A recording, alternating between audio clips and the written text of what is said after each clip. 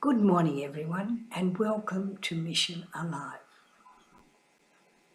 Mission Alive for me today took me a long way from Australia. Sally, my good friend, had helped me to write my book, A Grand Adventure.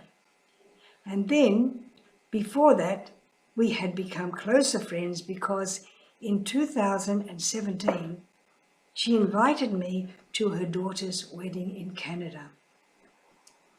Her husband, Tim, had been flying backwards and forwards to Afghanistan, helping to set up schools, teachers' colleges, and everything to do with education, a proper education government department. He thought that if his daughter had been killed in this land, then he should do something after her. He once asked her, "Why do you have to become a soldier?" And she said, "Dad, so that you can come in and bring peace afterwards and bring education." So he did that. So he had accumulated a lot of flying points. So he used all those flying points to buy me a ticket to fly to Canada. So I flew from Sydney to Canada, all in one go, 19 hours. It was a long, long journey, but it was well worth it. I went there for Kate's wedding. When I got there, I went to Prince Edward Island. That's where the famous story of Anne of Green Gables, some of you might know that from your school days, was written. It's a very, very famous island. But it's a very, very,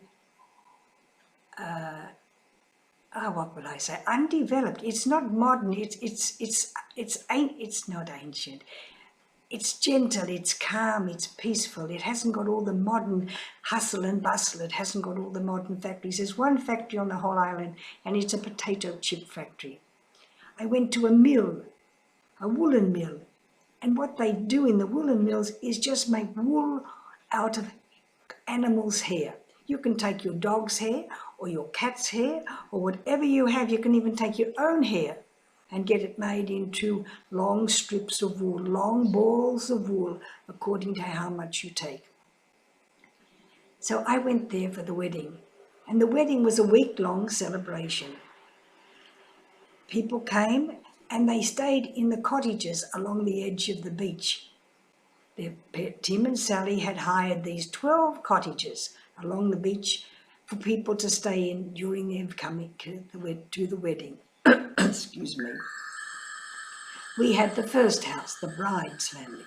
The second house was the groom's family, and the other houses were taken by different guests, many of them Sally's family or the groom's family, Andrew's family.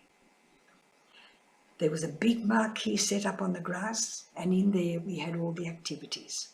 On the day of the wedding, there were lots of activities: hammer throwing, darts, arrows, bows and arrows, who could fire at the furthest. I didn't take part in them, but I sat and watched them and cheered the people on. It was all very interesting. And then in the evening, or the late afternoon, we had the marriage of Kate and Andrew, and then the celebrations in the marquee. And there was dancing, beautiful dancing. These women came with their guitars and their drums and their whistles and their pipes, and they played and they did line dancing. It was so alive. Everybody was up and dancing, including myself. So in the evening, when everything was over, lots of people went down on the beach to talk about what had happened that day.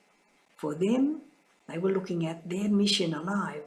They may not have known it, they may not have thought about it, but they were looking about, what did I do today? What did I do that gave joy to other people? What did I do to help other people? What did other people do for me today? So I went into the house with Sally, and we sat down and had our cup of tea and just talked. And later on, Tim came back from the beach. And he said, when he sat down, some of the people asked him, "Tim, do you really know Sister Helen?" And Tim said, "Yes, we worked with her in Papua New Guinea." And they said, "Is she truly a Catholic sister?" And Tim said, "Yes, Look at the medal she wears around her neck. She's truly a Catholic sister. She's a daughter of Our Lady of the Sacred Heart. And they said, well, if Sister Helen is a Catholic sister, then the Catholic Church can be safe in the hands of all the nuns in the world.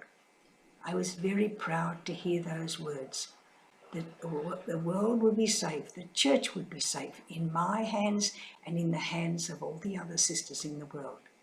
And the world is safe in your hands too, if you are living mission alive, if you are doing something every day for somebody else. So bye now, and off you go and do something that will keep mission alive.